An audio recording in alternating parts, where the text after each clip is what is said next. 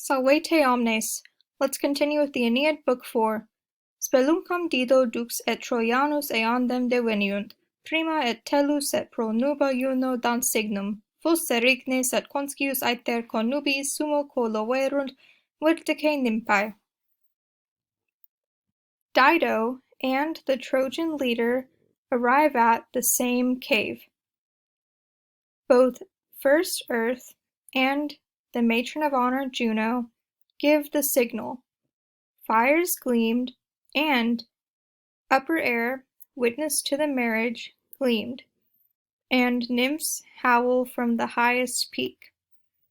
So what is happening here is we have a symbolic marriage ceremony taking place between Dido and Aeneas after they arrive at a cave alone together when they're seeking shelter from a storm outside.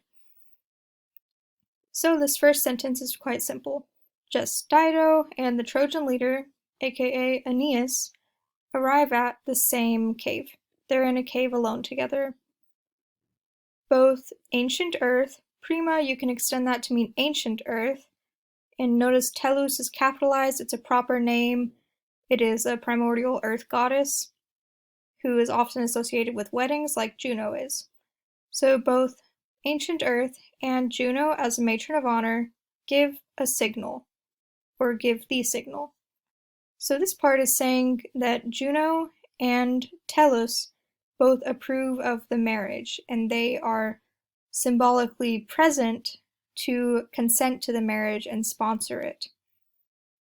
Now we have fires gleamed, and heaven, witness to the marriages, gleamed, and nymphs howl from the highest peak. So this part might seem a little bit strange. Why are they talking about fires gleaming and heaven as a witness and nymphs howling?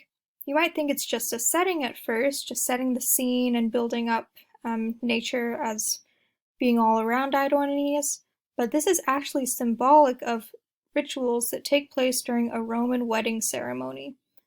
Now the fires gleaming, the natural phenomena that would be is lightning flashing throughout the cave from outside, and that is symbolic of Roman marriage torches. Marriage torches were an important part of a wedding ceremony, so the fires gleaming are standing for wedding torches, if you look at this marriage of sorts as a symbolic marriage.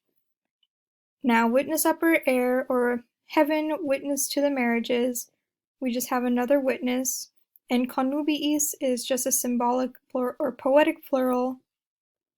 And then we have nymphs howl from the highest peak. These nymphs howling in a Roman marriage would be reminiscent of women singing marriage songs, marriage hymns. So all of this leads Dido to think that this is a natural but real marriage ceremony taking place. So she consents to have relations with Aeneas, and this part implies that Aeneas and Dido consummate their marriage. Whether this is a real marriage or not is, I think, up to debate. Obviously, it is all being done by natural phenomenons, and we've got Juno.